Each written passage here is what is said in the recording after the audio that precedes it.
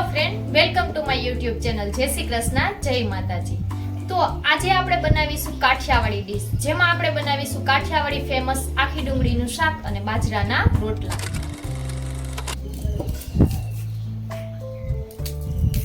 આખી ડુંગળીનું શાક બનાવવા માટે મેં અહીં છે 20 થી 25 જેટલી ડુંગળી છે અને છાલ ઉતારીને લઈ લીધી છે.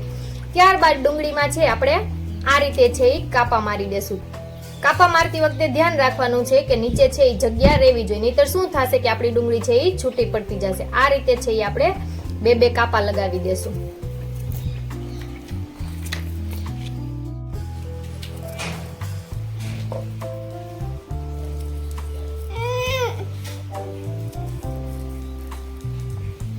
આ રીતે બધી ડુંગળી છે એમાં કાપા લાગી જાય ત્યારબાદ છે આપણે એની અંદર ભરવા સ્ટફિંગ તૈયાર કરીશું.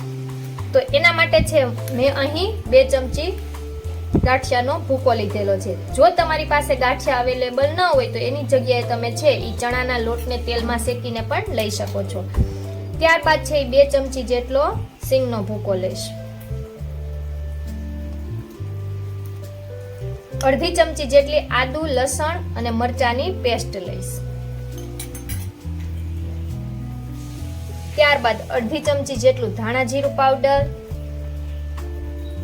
ચપટીક જેટલું લાલ મરચું પાવડર અને ચપટીક જેટલી હળદર નાખી દઈશ. હવે છે એમાં આપણે સ્વાદ પ્રમાણે મીઠું ઉમેરીશું. ત્યારબાદ છે અડધી ચમચી જેટલી ખાંડ ઉમેરીશું અને અડધું લીંબુ નાખીશું. આને છે આપણે મિક્સ કરી લેશું. આ રીતે આપણું સ્ટફિંગ તૈયાર થઈ જાય ત્યારબાદ જો આપણું સ્ટફિંગ છે એ થોડુંક છૂટું લાગતું હોય તો એમાં છે એ આપણે અડધી ચમચી જેટલું તેલ ઉમેરી દેવું. તો જે તમે કાપો પાડેલો હોય એની એક્ઝેક્ટ બાજુમાં છે એ નાનો એવો કાપો મૂકીએ અને થોડોક એવો ડુંગળીનો ભાગ છે એને આ રીતે બહાર કાઢી લેવો, જેથી આપણો કાપો છે એ મોટો થઈ જાય.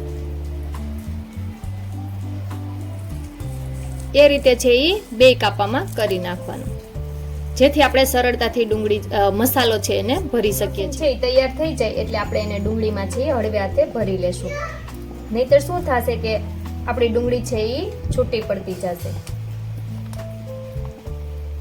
આ રીતે ડુંગળીમાં છે સ્ટફિંગ ભરવાથી આપણી ડુંગળી છે એ આપણે જ્યારે ખાઈએ છીએ ત્યારે અંદરથી પણ ટેસ્ટી લાગે છે. અને આપણે એને આખી જ ડુંગળી જો ફ્રાય કરી લઈએ તો શું થાય કે જ્યારે આપણે ખાઈએ છીએ ત્યારે આપણે અંદરનો ભાગ છે એ મોળો લાગે છે. આપણે બધી ડુંગળી ભરાઈ જાય ત્યારબાદ છે એને આપણે સ્ટીમ કરીશું. તો ડુંગળીને સ્ટીમ કરવા માટે સૌપ્રથમ આપણે ચૂલો સળગાવીશું.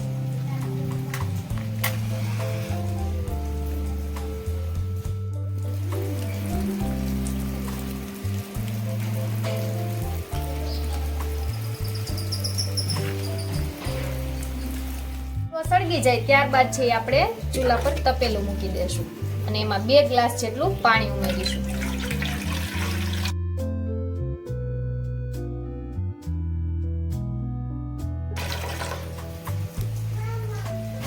હવે એની અંદર છે આપણે કાઠો મૂકી દેશું.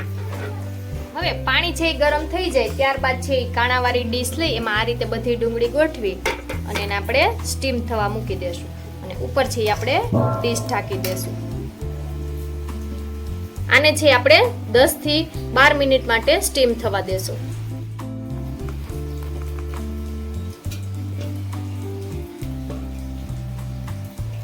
તો આપણી ડુંગળી છે એ બફાઈ ગઈ છે, એને આપણે ચૂલા પરથી નીચે ઉતારી લેશું. હવે છે આપણે વઘાર કરીશું. તો હવે આપણે શાકનો વઘાર કરવા માટે એક પેન છે એમાં 3 મોટા ચમચા જેટલું તેલ નાખીશું.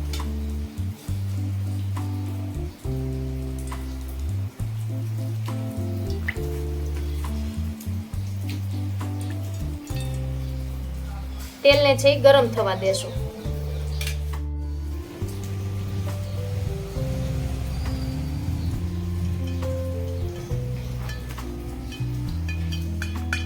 તેલ ગરમ થઈ જાય ત્યારે એમાં છે આપણે કાજુ ફ્રાય કરી લેશું.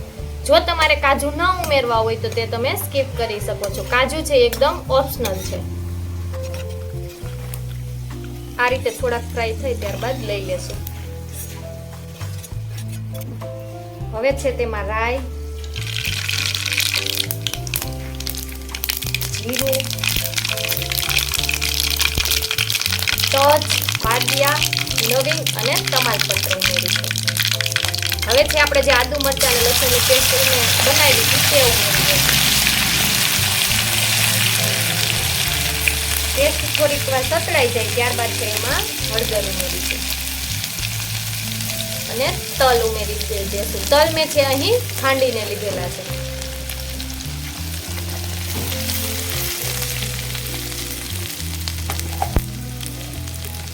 હવે છે ઈ ટમેટાની પ્યુરી બનાવેલી છે તે ઉમેરી દેશું.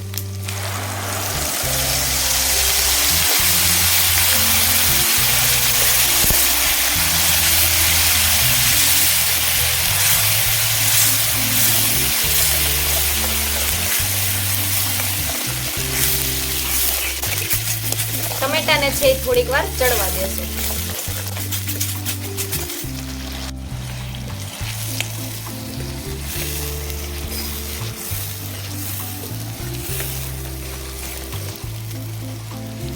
તો આ રીતે ટમેટામાંથી તેલ છૂટું પડવા માંડે ત્યારબાદ છે એમાં આપણે મીઠું ઉમેરીશું સ્વાદ પ્રમાણે.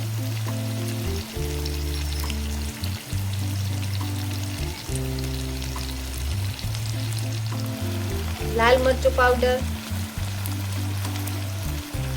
અને ધાણા જીરું પાવડર ઉમેરીશું અને એને મિક્સ કરી લેશું.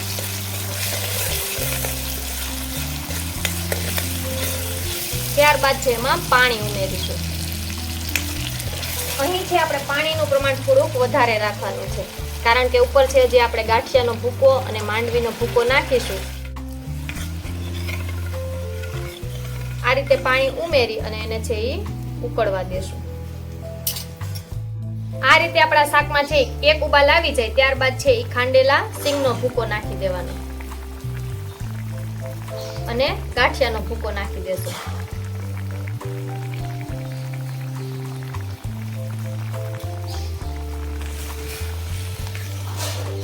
અને એને થોડીક વાર માટે ઉકળવા દેશું. આ રીતે શાકમાંથી તેલ છૂટું પડવા માંડે એટલે ચપટીક જેટલી ખાંડ ઉમેરી દેશું. ત્યારબાદ જે આપણે ડુંગળી બાફી હતી એ ઉમેરી દેશું.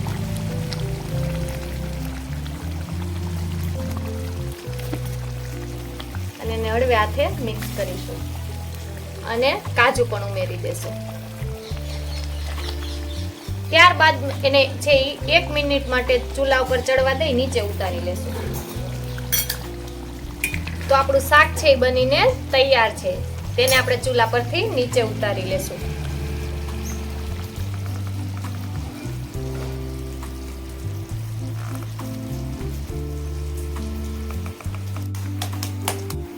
તો આ રીતે છે આપણે બધા રોટલા છે એને બનાવી લેશું.